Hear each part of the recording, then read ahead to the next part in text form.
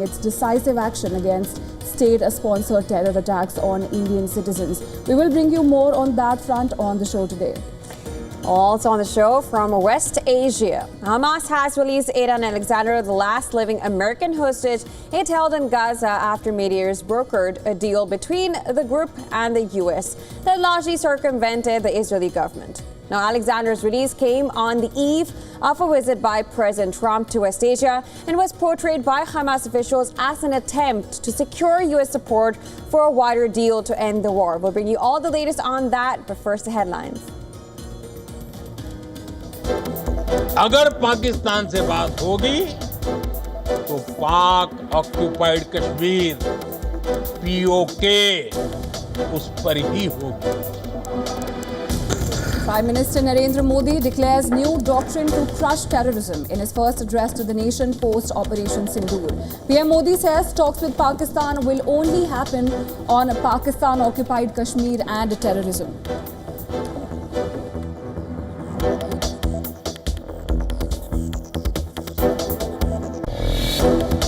कोई भी nuclear blackmail Bharat नहीं सहेगा. Prime Minister Modi lashes out on Pakistan's nuclear blackmail and threat, says India will give Pakistan a strong reply every time.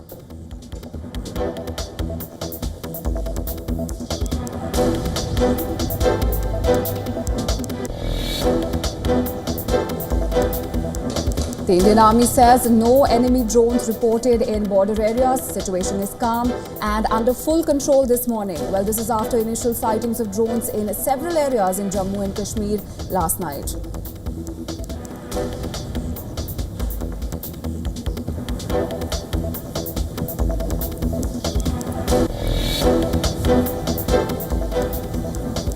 Air India cancels flights to and from 8 airports in north and western India, including Jammu, Leh, Jodhpur and Amritsar, for today in view of latest developments and passenger safety. Indigo also cancels operations at 7 airports.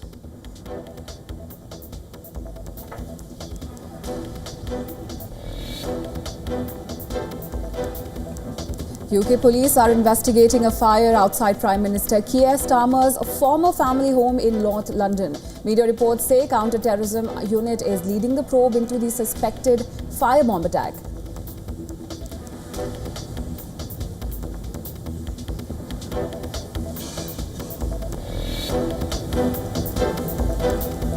President Emmanuel Macron's office accuses France's enemies of spreading fake news to attack European unity after claims emerged that he and other European leaders were seen taking drugs on a train during a visit to Kiev.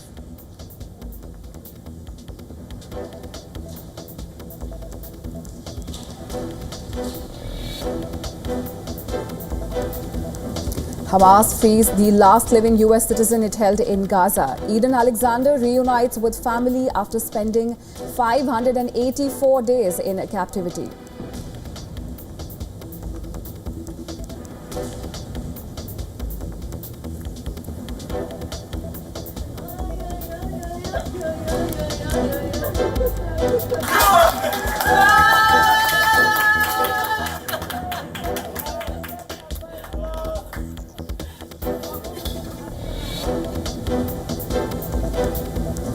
U.S. President Donald Trump leaves for Saudi Arabia on what he calls a historic tour of West Asia that will mix urgent diplomacy on Gaza and Iran with huge business deals.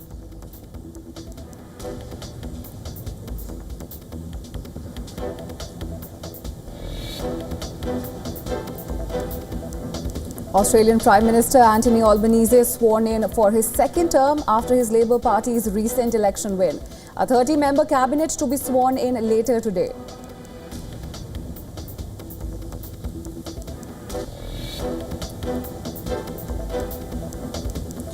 Asia-Pacific markets rose Tuesday, echoing Wall Street's rally after a U.S.-China trade deal. Japan led gains, while Hong Kong futures pointed to a weaker start.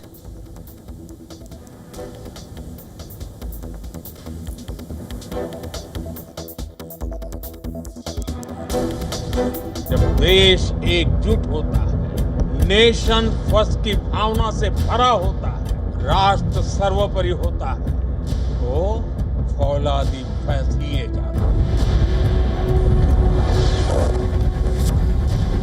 ये नुकसान How our air defense systems have thwarted the enemy drones, their fighter aircraft, their missiles. We achieved total surprise, and those strikes across those 9 terror hubs left more than 100 terrorists killed. Terror और talk एक साथ नहीं हो सकते।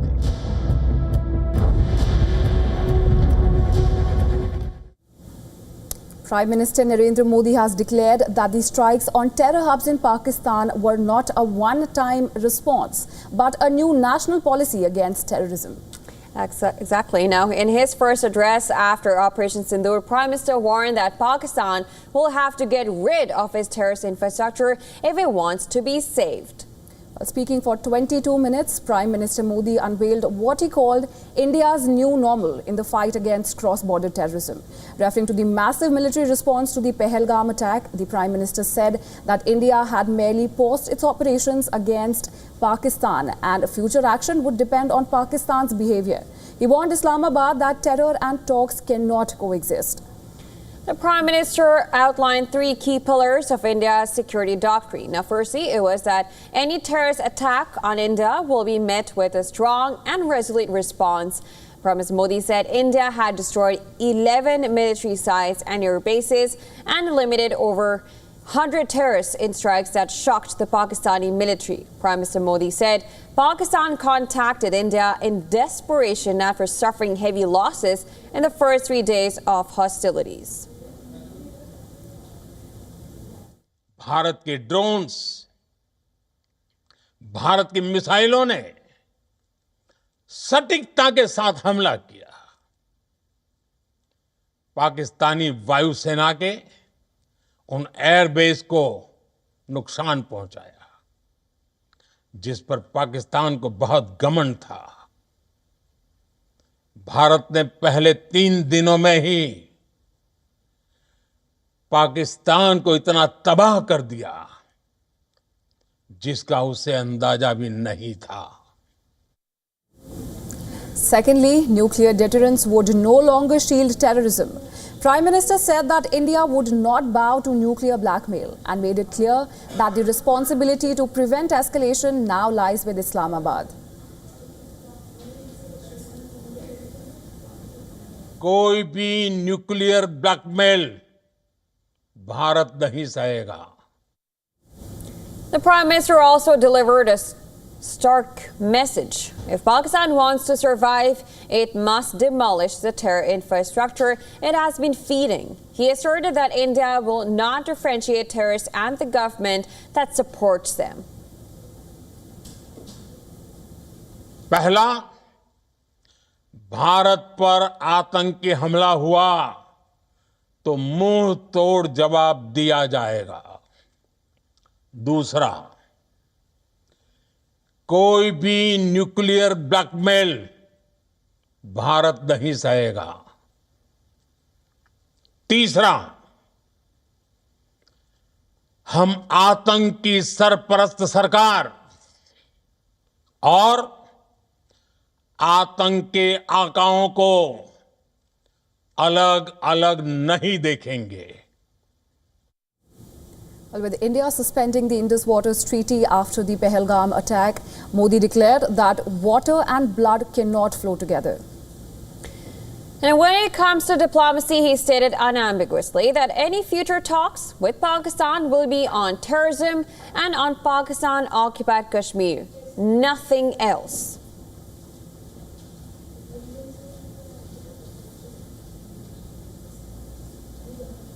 पाकिस्तान से बात होगी तो टेररिज्म पर ही होगी। अगर पाकिस्तान से बात होगी तो पाक ऑक्युपाइड कश्मीर पीओके उस पर ही होगी। And well, hours after Donald Trump said he threatened to cut trade with India and Pakistan to force ceasefire, sources in Indian government have refuted the claim by the U.S. president. Well, sources in government have told WION that there was no reference to trade in any of the discussions with Trump administration officials after Operation Sindhur commenced. Sources said that U.S. Vice President J.D. Vance spoke with the Prime Minister on May 9th. Talks were also held between Secretary of State Marco Rubio and External Affairs Minister on 8th of May and 10th of May, and with National Security Advisor on the 10th of May. However, there was no mention of trade in these talks as per the sources. Additionally, President Donald Trump said that U.S. intervention prevented, quote-unquote, a bad nuclear war between India and Pakistan. Now, speaking to reporters, Trump said that his administration helped broker a ceasefire deal between India and Pakistan that helped avert what he described as a potentially bad nuclear war. Saturday, my administration helped broker a full and immediate ceasefire, I think a permanent one, between India and Pakistan, ending a dangerous conflict of two nations with lots of nuclear weapons. The statement comes after India and Pakistan announced a truce on the 10th of May, after 4 days of intense missile and drone barrage by Pakistan. Well, this after India launched Operation Sindhur in the aftermath of the Pahalgam terror attack, in which 26 innocent civilians were killed by Pakistan-based terrorists. Now, the statement by Trump comes days after New Delhi asserted that it was Pakistan that reached out to India and the two countries negotiated directly and agreed to a ceasefire.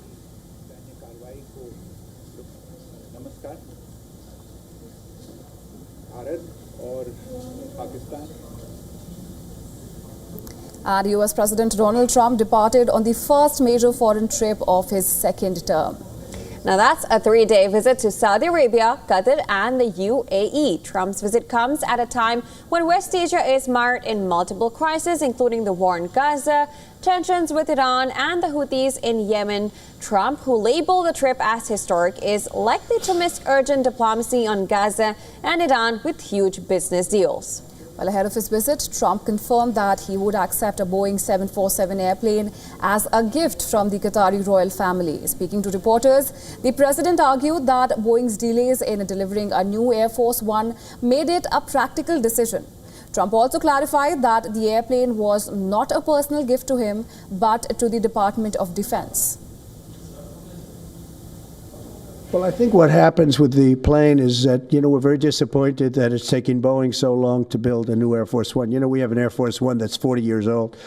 And if you take a look at that compared to the new plane of the equivalent, stature at the time, it's not even the same ballgame. You look at some of the Arab countries and the planes they have parked alongside of the United States of America plane. It's like from a different planet. Some people may look at this and say, have you ever been given a gift worth millions of dollars and then not received anything? It's not a gift to me, it's a gift to the Department of Defense.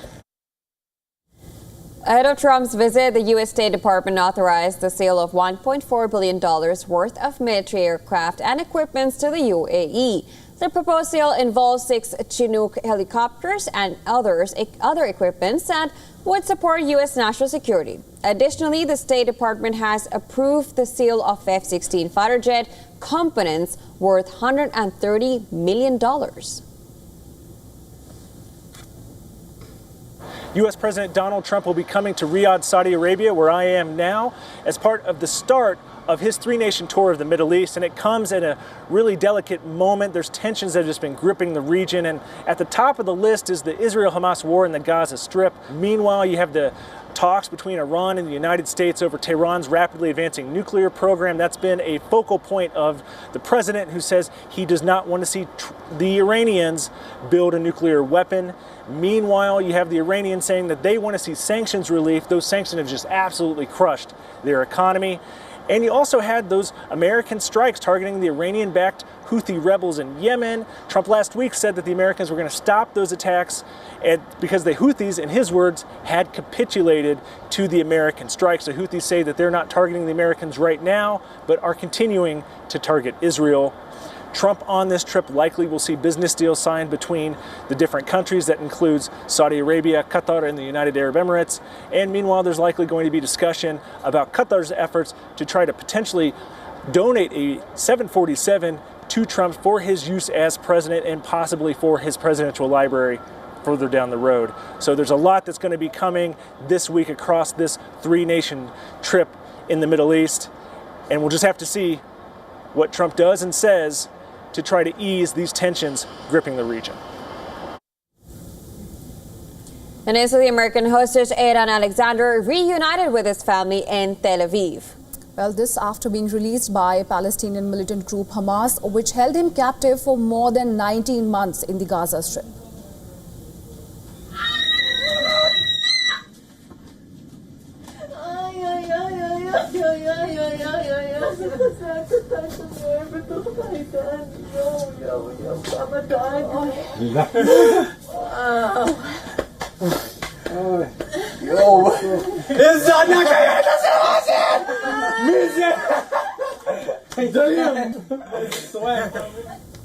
"21-year-old Alexander laughed and wept as he was embraced and kissed by his parents and two siblings at a military base near Israel's border with Gaza.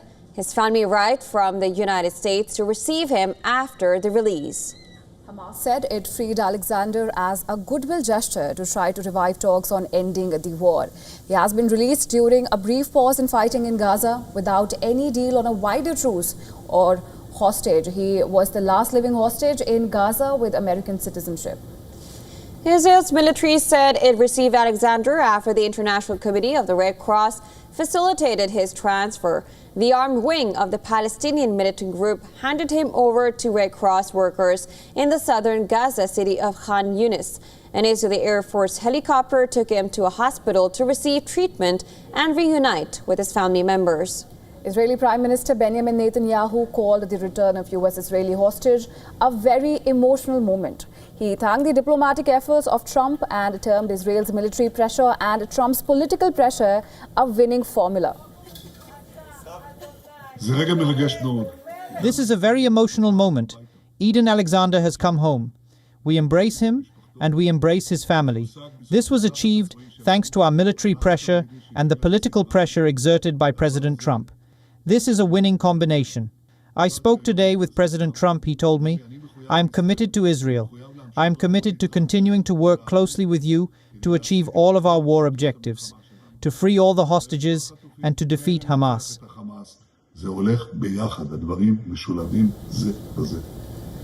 Israel found out about the U.S. efforts to release Alexander via unofficial sources days before Trump administration formally notified the Tel Aviv of the arrangement with Hamas to release the dual national.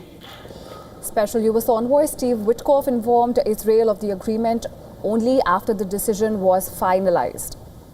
The release came as U.S. President Donald Trump has embarked on a West Asia tour with stops planned in Saudi Arabia, Qatar, and the United Arab Emirates. Trump framed it as a step to put an end to the brutal war and return of all living hostages and remains to their loved ones. Well, hundreds gathered in Eden Alexander's hometown of Tenafly in United States, New Jersey to celebrate as they watched a live stream of the Israeli-American hostage being released.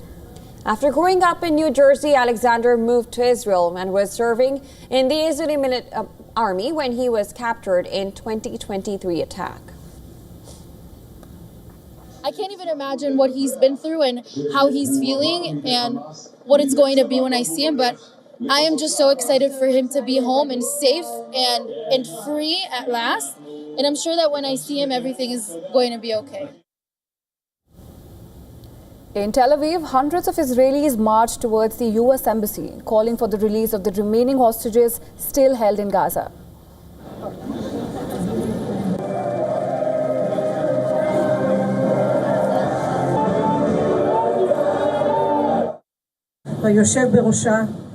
Leaders should ensure the release of all the hostages, both the living and the fallen, in a single phase while it is still possible. Now today, Israel will send a delegation to Doha to try to negotiate a hostage ceasefire deal to enable the release of the remaining Gaza captives. Meanwhile, according to Israeli media report, in a meeting with wounded IDF soldiers, Prime Minister Netanyahu has said that within days, things are going to happen in Gaza that has not been seen before.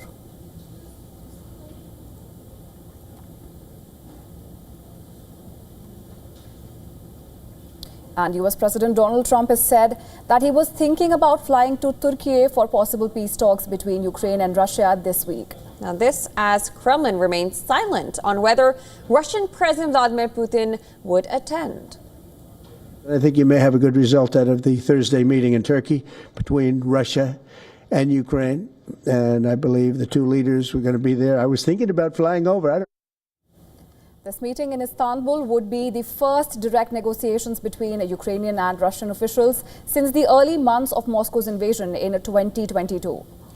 Ukrainian President Volodymyr Zelensky has confirmed he will join, saying earlier he wanted Trump to be there and was ready for direct and substantive negotiations with Putin. I am grateful to President Erdogan for his support. I confirmed to him my readiness for direct and substantive negotiations with Putin. Ukraine always supports diplomacy. I am ready to be in Turkey. Turkish President Recep Tayyip Erdogan has said that he is ready to host and urged both Kiev and Moscow to seize the window of opportunity to reach a peace settlement.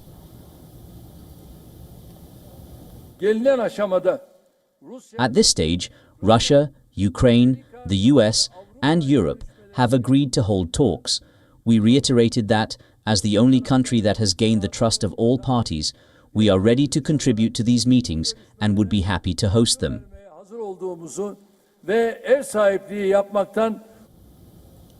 And this comes as Putin proposed direct meeting as a counteroffer to a 30-day ceasefire put forward by Kiev and its European allies over the weekend, which Ukraine accused Russia of completely ignoring on Monday. After Trump on Sunday publicly called on Ukraine to sit down with Russia, Zelensky said he would be willing to meet Putin in Turkey personally.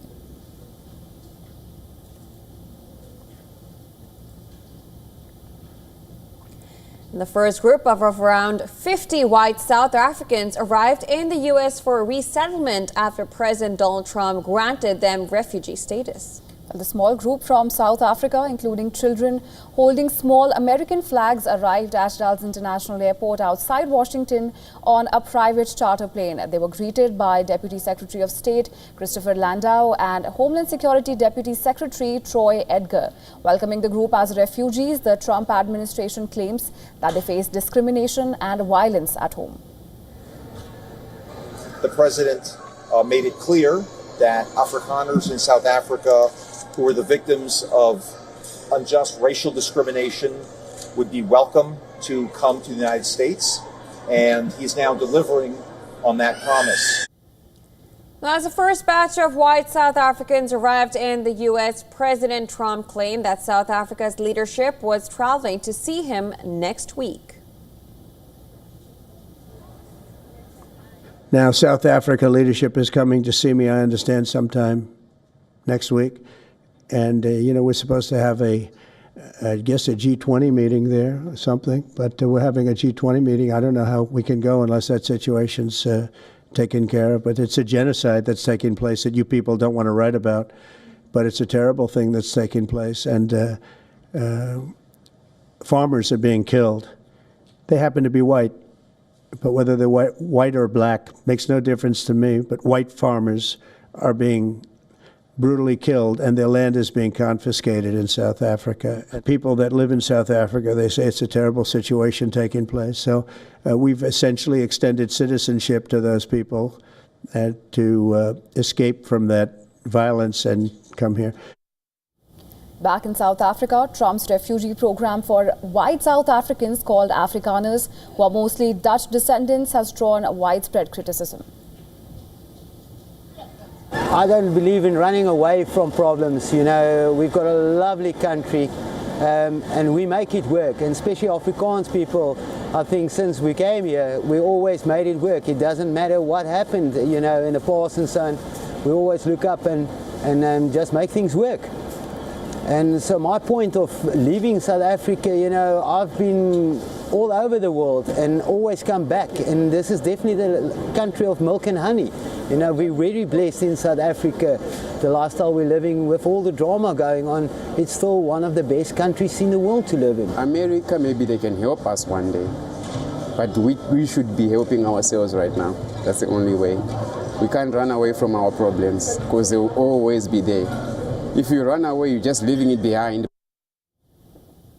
South Africa's government has maintained that there is no evidence of persecution against white South Africans, contradicting President Trump's claims of genocide. The government called them completely false and attributing them to misinformation.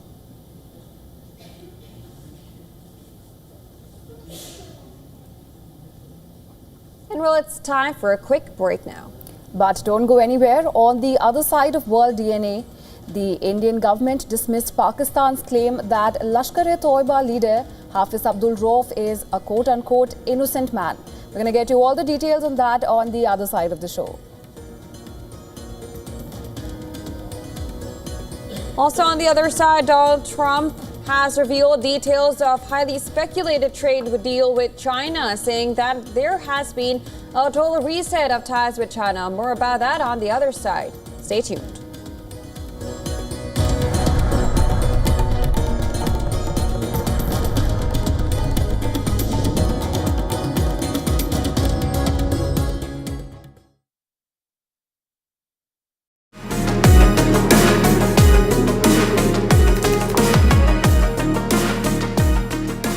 Catch me on Token Money Magnet as I demystify tokenization for you, only on WION.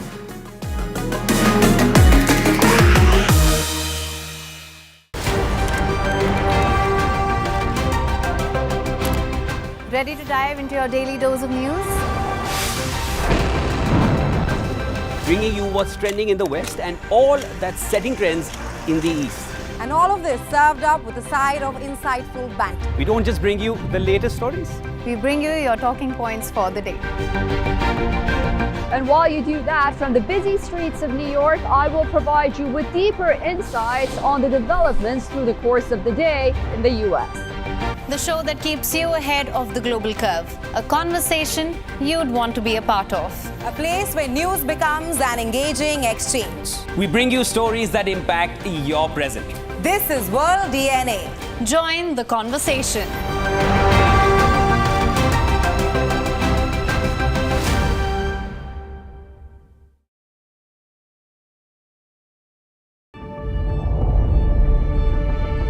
The Earth is sending distress signals. Wildfires, droughts, and melting glaciers. Can we reverse the damage? Explore the harrowing effects of climate change. It's a wake-up call. Global emergency. Climate Tracker on WION World is One. From the bustling trading floors of Wall Street to the vibrant exchanges of Asian stock markets, WION breaks it down for you to make sense of what's happening. As we reveal the key factors behind events, strategic battles, and the game-changing business decisions that shape the world. We bring you all of this and more on World Business Watch.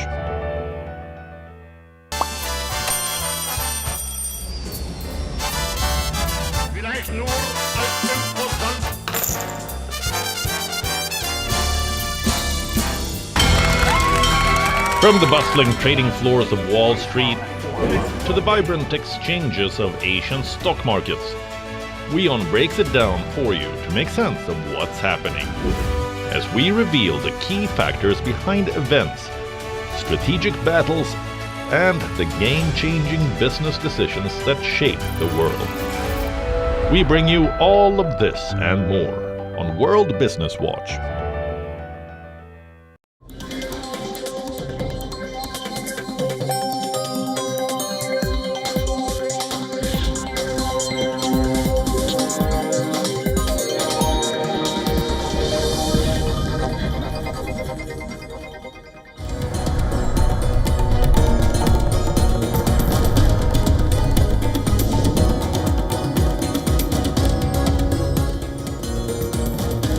Welcome back. You're watching WION World is One, and this is World DNA with me, Jyotsna Kumar, and my colleague Diksha Pisla. Let's begin with the headlines. अगर पाकिस्तान से बात होगी तो पाक occupied Kashmir PoK उस पर ही होगी. Prime Minister Narendra Modi declares new doctrine to crush terrorism in his first address to the nation post-Operation Sindhur. PM Modi says talks with Pakistan will only happen on Pakistan-occupied Kashmir and terrorism.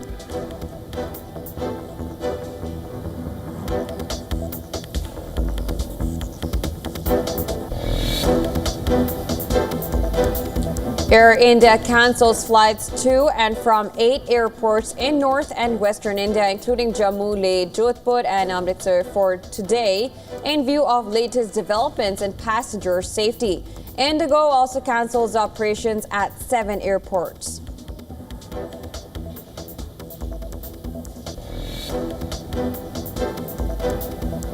The Indian Army says no enemy drones reported in border areas. Situation is calm and under full control this morning. This after initial sightings of drones in several areas in Jammu and Kashmir last night.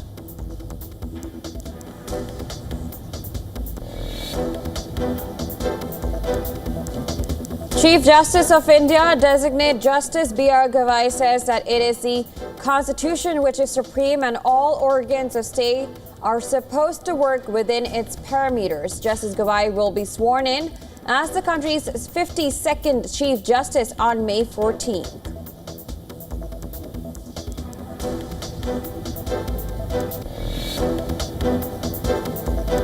Hamas frees the last living U.S. citizen it held in Gaza. Eden Alexander reunites with family after spending 584 days in captivity.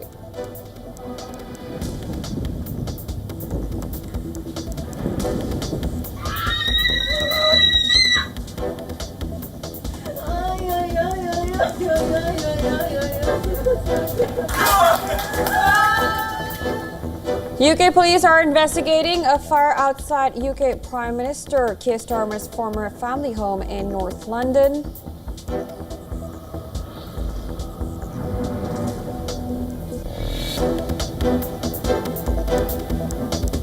President Emmanuel Macron's office accuses France's enemies of spreading fake news to attack European unity, after claims emerged that he and other European leaders were seen taking drugs on a train during a visit to Kiev.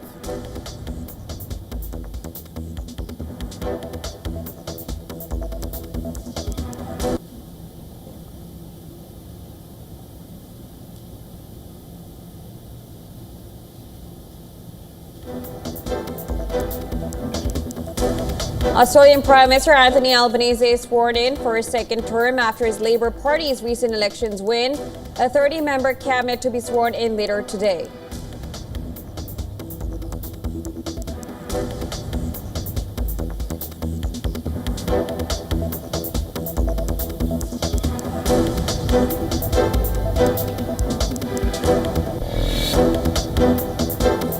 Wall Street soared overnight as recession fears eased after a US-China trade deal. The Dow jumped over 1,100 points, while the S&P 500 and Nasdaq posted major gains led by tech stocks.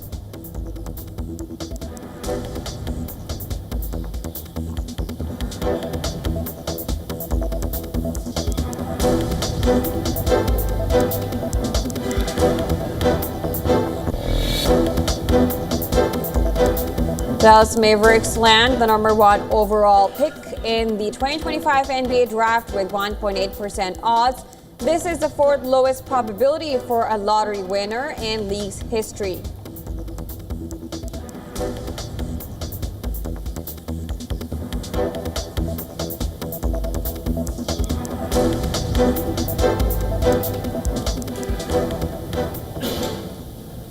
And in news just coming in, India will brief foreign defense attaches on Operation Sindhur. The operation was launched in response to Pahalgam terror attack where 26 people were killed. Last night, Prime Minister Narendra Modi said that it was not just an operation but a doctrinal change in policy against terror, saying that India will give a strong response to any terror attack. Indian military has said that the operation achieved its objectives of hitting at terror bases. Now, last Wednesday, India's Foreign Secretary Vikram Misri had briefed 13 foreign envoys in Delhi on India's multiple precision strikes on terror camps in Pakistan and Pakistan-occupied Kashmir. And for more on this, we're being joined by our Assistant Editor for Foreign Affairs, Siddhant Sibbal, on the phone line. Siddhant, what can you tell us? Well, there are two important briefings one can expect. One is, of course, the briefing by the Indian side to the foreign defense attaches. Now, this is significant because briefing the foreign defense attache means that how the Indian side is going to also tell the technical details. Yesterday's press conference was significant in terms of India giving the details of the assets used, India giving details of the Turkish drones and the Chinese missiles used, and also India making it clear that India is ready for the defense, essentially defending the country at a time when the Pakistani side has been indulging in a lot of misadventure. Now, the second aspect, of course, is the Foreign Secretary briefing that happens next week on Monday, and this is a briefing largely to the Parliamentary Committee, the Standing Committee on External Affairs, which includes top MPs, and they will be briefed about what actually transpired in India's diplomatic option as well. So there are many things on the table, and this situation might have achieved an understanding, a very fragile understanding, but it looks like that this is a development that will continue for some time. All right, Siddhant. Well, of course, we'll be keeping track of that briefing. Thank you so much for joining us and giving the latest for now.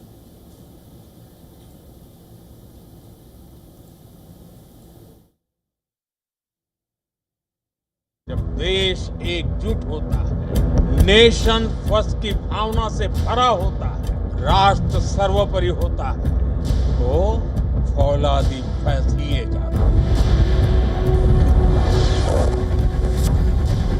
ये नुकसान how our air defense systems have thwarted the enemy drones, their fighter aircraft, their missiles. We achieved total surprise, and those strikes across those 9 terror hubs left more than 100 terrorists killed. Terror और talk एक साथ नहीं हो सकते।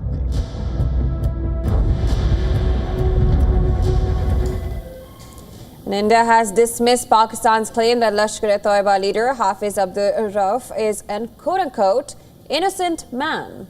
Well, calling out Pakistan's Director General of Inter-Services Public Relations, Indian government's fact-check unit said that Pakistan had wrongly claimed that Rauf, a UN-designated terrorist, is an innocent man. The PIB fact-check team wrote, and I'm quoting them here, DG ISPR's common man is a US-sanctioned terrorist, which is clearly visible in the viral terrorist funeral picture. The PIB fact-check team added that the identity details shared by DG ISPR completely overlap with the details of Hafiz Abdul Rauf, who is a member of LET's senior leadership since at least 1999 and part of the US sanctions list. Hafiz Abdul Rauf, a US-designated global terrorist and a Lashkar-e-Toiba commander, was seen at the funeral of 3 persons killed by the military strikes by Indian armed forces on terror camps in Muridke. Now, Rauf was conducting prayers in the presence of uniformed Pakistan Army personnel and members of the band Jamaat-ud-Dawa on Hafiz Saeed on May 6th. Sending out a stern warning to Pakistan, Prime Minister Narendra Modi said that India will no longer see terrorist leaders and the governments sheltering them as separate entities, adding that Pakistani military officials openly attending funerals of eliminated terrorists.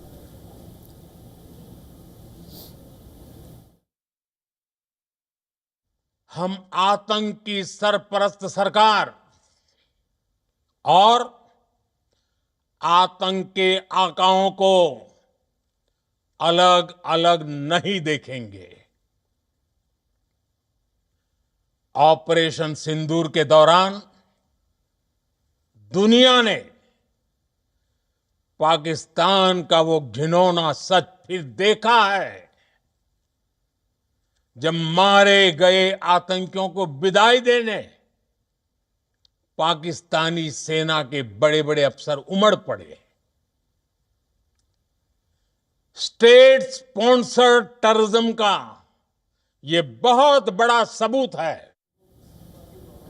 Well, for decades, Pakistan has wielded the threat of nuclear retaliation as its go-to deterrent whenever conventional military pressure mounts. Operation Sindhur shows how India decisively hit deep inside Pakistan to destroy terror hubs, Pakistan air bases and radar sites.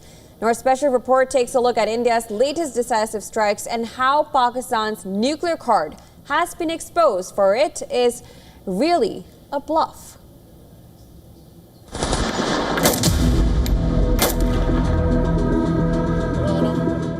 When 26 Indians murdered in a terror attack in Pahalgam, Pakistan expected the usual warnings and international noise. What it got instead was fire and fury.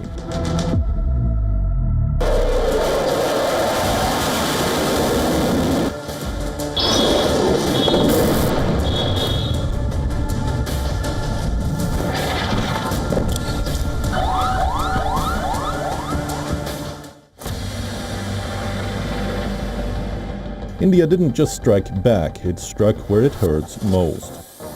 In a bold and uncompromising show of military resolve, the Indian Air Force hit at least 11 Pakistani military installations, including key air bases like Rafiqui, Murid and Skardu.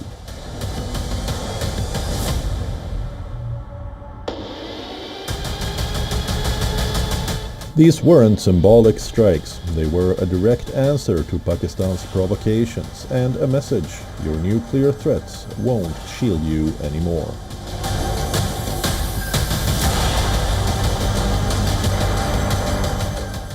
कोई भी nuclear blackmail Bharat नहीं सहेगा। Nuclear blackmail की आड़ में पनप रहे आतंकी ठिकानों पर भारत सटीक और निर्णायक प्रहार करेगा।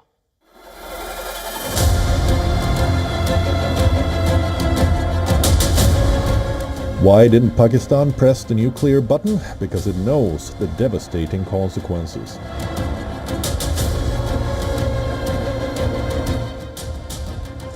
India's nuclear doctrine is backed by a full-fledged nuclear triad.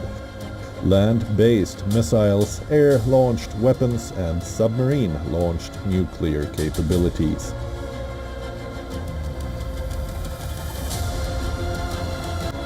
In other words, even if one leg of its deterrence is attacked, the other two can deliver a devastating second strike. Pakistan, by contrast, lacks a reliable second strike capability, making its nuclear deterrent fragile and dangerous, only in theory, not in execution.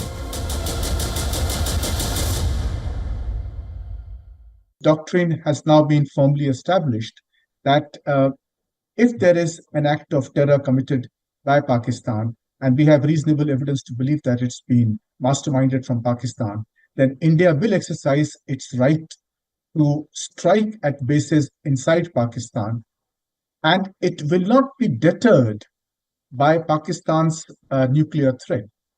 So the bluff of Pakistan's nuclear blackmail has been, if not called off, certainly set in abeyance.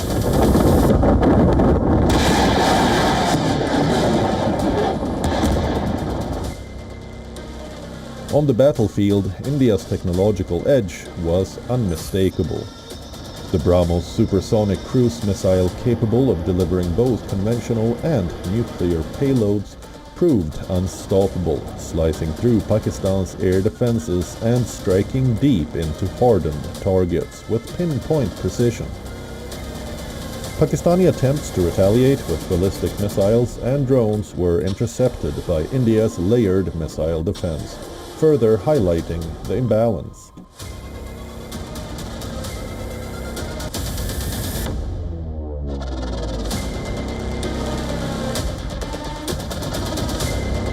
India's response before the pause wasn't just military, it was psychological warfare for the first time in decades. Pakistan found its nuclear narrative shattered by precision, planning and pure intent. Now, with a pause in place from 5 p.m. Saturday, one thing is crystal clear. India has redrawn the red lines. Any future misadventure will be met with force. No place for bluff.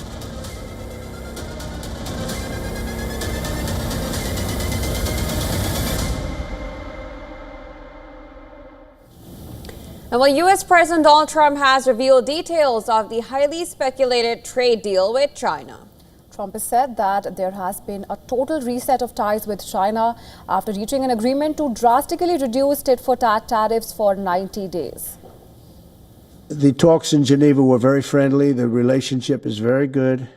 We're not looking to hurt China. China was being hurt very badly. They were closing up factories. They were having a lot of unrest. And they were very happy to be able to do something with us. And the relationship is very, very good. I'll speak to President Xi maybe at the end of the week. We have some other things we're doing. The meeting was the first face-to-face interaction between senior U.S. and Chinese economic officials since Trump took office and launched a global tariff blitz. Now, talks lasted over 15 hours and were held at the Swiss ambassador's residence, with both sides reporting substantial progress. The temporary tariff rollback sent a wave of optimism through global financial markets. The tariff war had frozen nearly $600 billion in two-way trade and disrupted critical global supply chains. Now, despite the progress, analysts caution that long-term stability remains uncertain. Both countries agreed to establish a new discussion mechanism led by Vice Premier He Lifeng and U.S. officials. And for more on this, our correspondent Susan Tehrani has sent us this report. Take a look. The U.S. and China hit pause on their trade war, agreeing to a 90-day truce that slashes tariffs on both sides. The United States cut rates from 145% to 30%. China cut theirs to 10%, and the markets rallied fast. The S&P 500 jumped 3%, and tech stocks like Amazon and Meta surged, riding on this optimism. President Trump said, quote, "If we don't get a deal, tariffs will go back up, but not to 145%. He said, "We want fair trade, and we're getting close." Meanwhile, investors are breathing easier for now at least, but everyone's watching this truce very closely because after all, it's not a resolution yet. One wrong move and volatility could return in a flash. Susan Tehrani reporting from New York for WION World is One.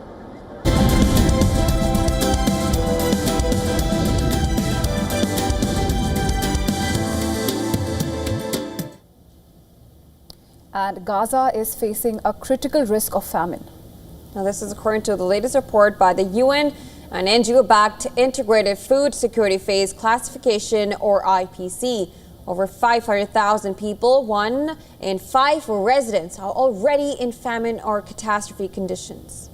Well, nearly half the population, or 1.17 million people, are in emergency level food insecurity. Now, the report warns that by September, all 2.4 million people in Gaza could face a full-scale food crisis or even worse.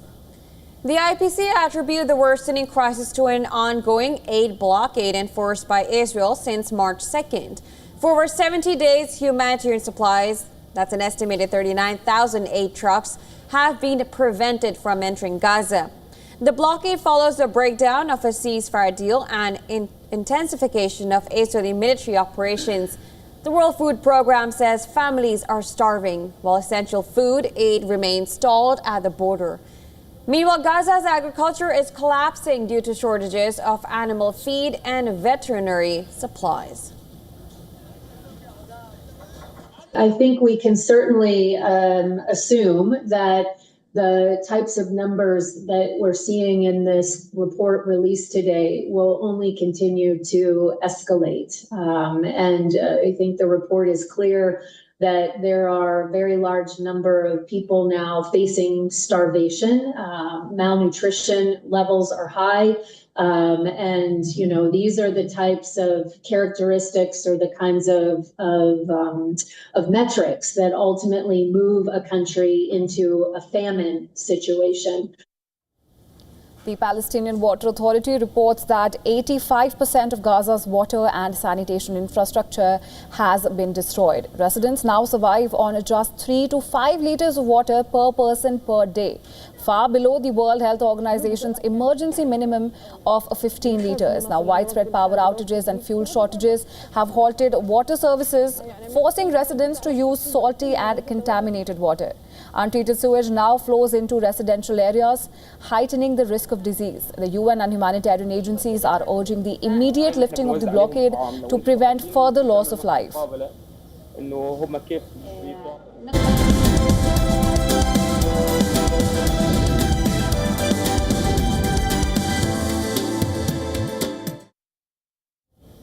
update from the world of sports now.